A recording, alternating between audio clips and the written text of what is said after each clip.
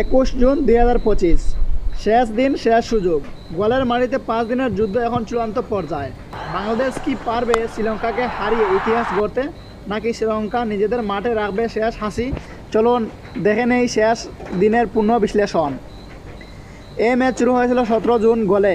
প্রথম ইনিংসে ব্যাট করে বাংলাদেশ তুলে 495 রান। জবাবে শ্রীলঙ্কা করে চতুর্থ ইনিংসে 465 রান। দুই দলের মধ্যে হাড্ডাহাড্ডি লড়াই।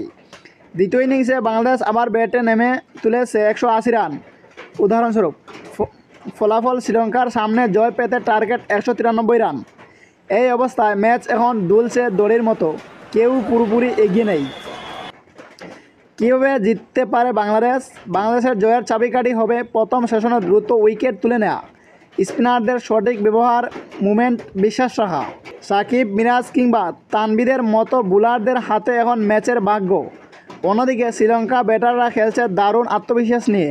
তাদের হাতে রয়েছে হোম কন্ডিশনের অভিজ্ঞতা। তবে বাংলাদেশ যদি 1 ঘন্টার মধ্যে 2-3টা উইকেট তুলে নিতে পারে, তাহলে টেস্ট ম্যাচ যে কোনো দিকে ঘুরে যেতে পারে। আগামীকাল গোলে হালকা মেঘ থাকতে পারে, তবে বৃষ্টির সম্ভাবনা কম। পিচ এখন শুকনো ও কিছুটা ধুলোঝরা, যা স্পিনারদের জন্য সহায়ক।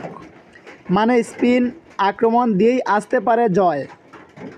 বন্ধুরা, এমন টেস্ট ম্যাচ বারবার আসে না। শেষ দিন শেষ সুযোগ।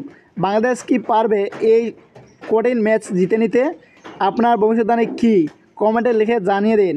আর এমন ক্রিকেট বিশ্লেষণ ও লাইভ আপডেট পেতে এখনই সাবস্ক্রাইব করুন Flash 10 24 চ্যানেলটি। ধন্যবাদ সবাইকে।